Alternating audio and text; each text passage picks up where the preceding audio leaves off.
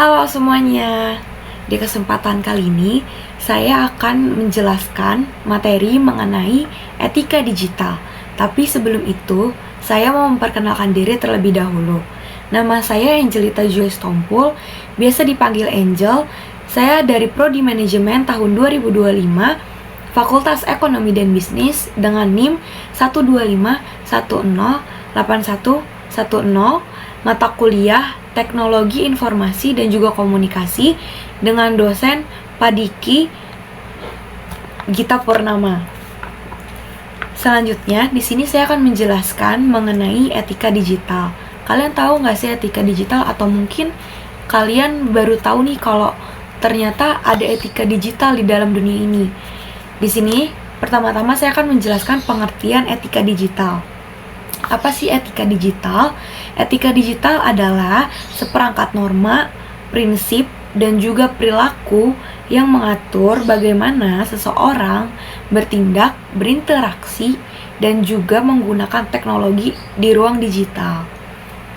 Selanjutnya, ada juga tujuan dari etika digital. Yang pertama, memastikan penggunaan teknologi yang aman. Yang kedua, bertanggung jawab. Yang ketiga, menghargai hak orang lain. Dan yang keempat, tidak merugikan diri sendiri. Nah, ternyata etika digital juga punya ruang lingkup, teman-teman. Apa aja sih ruang lingkupnya? Mencakup beberapa aspek. Yang pertama, yaitu etika komunikasi digital. Yang kedua, privasi dan juga keamanan. Yang ketiga, hak kekayaan intelektual. Yang keempat, jejak digital. Dan yang kelima, yaitu interaksi di media sosial. Selanjutnya juga, etika digital ini memiliki prinsip. Yang pertama, bertanggung jawab. Yang kedua, kejujuran. Yang ketiga, menghargai orang lain. Yang keempat, keadilan. Dan yang kelima adalah kepedulian. Di sini saya juga memiliki beberapa contoh. Yang pertama yaitu melaporkan konten berbahaya. Mungkin teman-teman ada yang pernah mendapatkan perilaku seperti ini di media sosial, seperti pelecehan seksual atau mungkin kekerasan. Nah, itu dapat teman-teman laporkan ke pihak yang ada di aplikasi tersebut. Mungkin teman-teman lagi menggunakan aplikasi Twitter atau X yang sekarang sudah di rebranding menjadi X. Nah, teman-teman bisa laporkan bahwa di situ teman-teman mendapat kekerasan atau pelecehan seksual.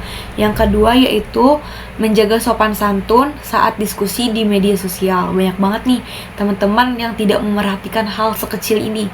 Ini hal kecil yang mungkin teman-teman jarang perhatikan dan jarang teman-teman lakukan gitu. Banyak banget teman-teman yang tidak menerapkan sopan santun di media sosial, sehingga terjadi hal-hal yang tidak diinginkan gitu. Sopan santun di media sosial ini juga sangat penting, teman-teman. Mungkin bagi beberapa orang nggak penting, tapi bagi kami, begitupun juga bagi saya dan beberapa orang, sopan santun itu juga penting di media sosial. Karena nggak semua orang dapat menerima perkataan yang kita lontarkan, yang kita kirimkan di komentar tersebut gitu. Banyak banget mungkin teman-teman yang masih bodoh amat, masih nggak peduli gitu. Tapi yuk mulai sekarang coba terapkan hal kecil ini yang akan menghasilkan orang-orang yang mungkin lebih peka lagi terhadap sopan santun di era digital, di media sosial lebih tepatnya. Selanjutnya juga ada tantangan di era modern ini gitu, karena etika digital ini bukan sekedar mencakup ruang lingkupnya aja dan juga prinsip-prinsip ya gitu, tapi ternyata ada tantangan yang perlu sangat diperhatikan gitu. Karena kalau tidak diperhatikan, ya mungkin teman-teman sebelumnya juga udah pernah berdampak gitu, tapi kalau memang teman-teman tidak memperhatikan dan tidak berjaga-jaga, tidak aware, teman-teman mungkin akan mendapat itu lagi gitu. Tindakan itu lagi akan terjadi dalam diri teman-teman gitu. Yang pertama tantangannya yaitu penyebaran hoaks yang cepat Nah, teman-teman juga perlu memperhatikan ini, gitu. Ini juga menurut saya termasuk ke dalam sopan santun. Teman-teman juga harus dapat mencerna. Teman-teman juga harus dapat menganalisis mana sih berita-berita yang harus teman-teman sebar, buat teman-teman informasikan ke yang lain, mana juga yang harus teman-teman keep atau mungkin teman-teman cukup sekedar tahu aja, gitu. Penyebaran hoax ini begitu amat sangat cepat, jangankan di media sosial, tapi secara langsung pun penyebarannya sangat amat cepat, gitu. Dan teman-teman perlu menganalisis itu lagi, apakah itu benar atau salah. Yang kedua yaitu banyaknya peretasan dan juga pembocoran data pribadi.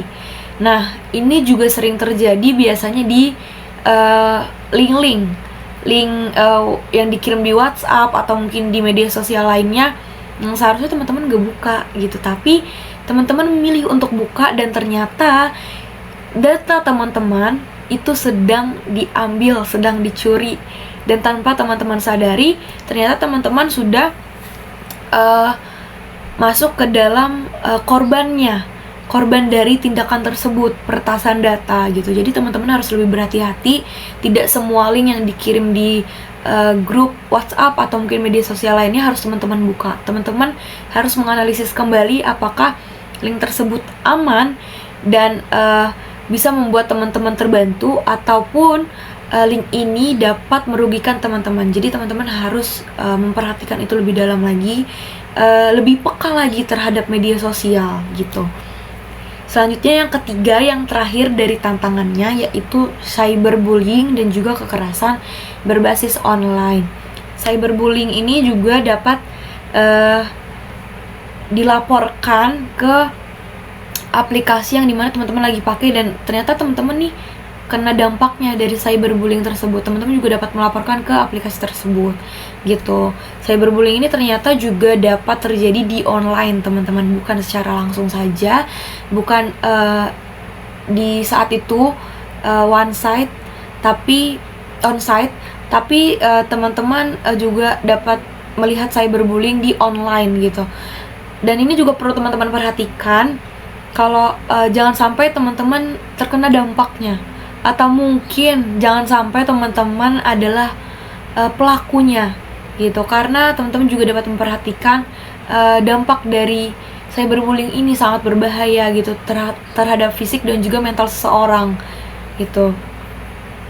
Dan kekerasan berbasis online ini sama juga seperti sopan santun, menggunakan kata-kata yang tidak sopan, yang tidak sepantasnya, yang toksik, dan teman-teman gak boleh mengeluarkan kata-kata itu karena itu tidak sopan, balik lagi, dan tidak sepantas teman-teman keluarkan, dan itu juga dapat menyebabkan fisik dan mental seorang terganggu, gitu. Itu sama juga seperti cyberbullying.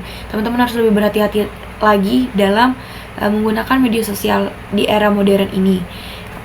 Dan terakhir ada kesimpulan, teman-teman. Kesimpulannya yaitu etika digital adalah pondasi. Pondasi ini adalah gagangnya. Seperti teman-teman bangun rumah.